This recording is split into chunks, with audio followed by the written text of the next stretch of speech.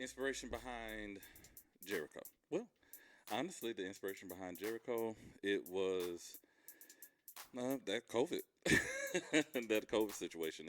It just it showed me and taught me that we didn't necessarily have to be in a building again for us to meet God and see God, and also it also let me know that we were able to capture more of an audience than what we ever would have had in the church. Yeah. I mean, if I believe our views was around 2,500, 24, 2,500 Just peaking.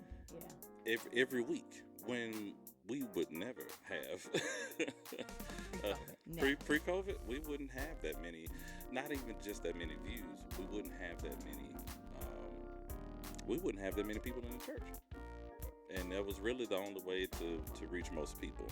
Also, and looking back, even though we did have, Facebook Live at the time, a lot of churches didn't invest a whole lot into, doing any kind of virtual anything.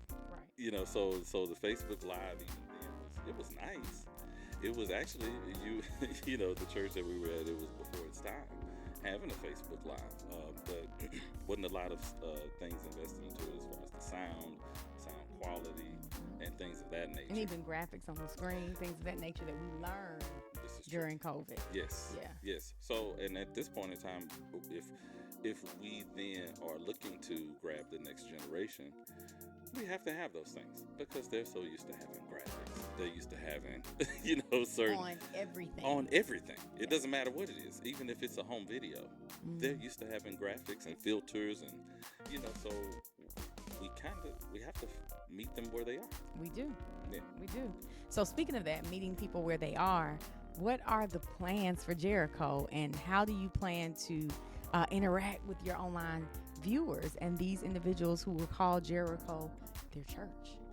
Well, first off, we are on multiple platforms. Okay. We're on Facebook, we're on Instagram, we're on YouTube, we're on TikTok, and we're on Twitter. And so I've also learned that TikTok is a lot bigger than I thought it would be. It's a much larger platform than most churches would probably give credit to. And the interesting thing is, it's a lot easier to get the word out. We've only had a video up for a couple of days, and we have a few hundred views on one extremly short video. We will have the short videos for everyone. They will definitely have inspirational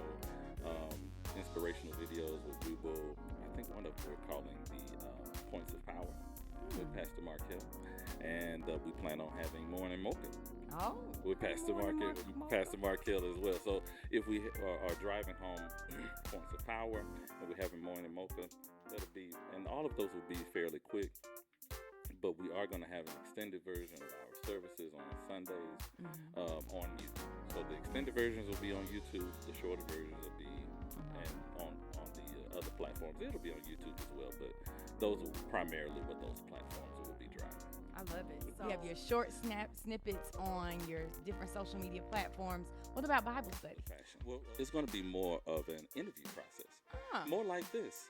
Wow. Because now we can kind of talk to people and try to figure out, what's going on with them. Why, what is their relationship like with Christ? Why don't they maybe come to church if they don't come to church regularly?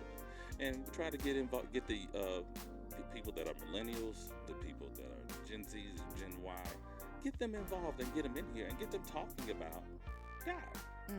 And maybe find out what some of our issues are.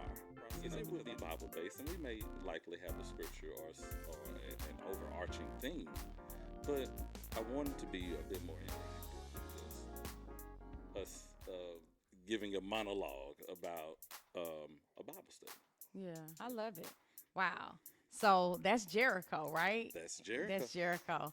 Well, Pastor Markell, I am honored to do this interview on today. I believe that this gives the world an opportunity to see God without judgment. Yes. And that's the key. And that's really what we've always wanted to do. Well, I guess now it's my opportunity to interview Pastor C. All right, all right, All all right, right. Pastor C is on the hot seat.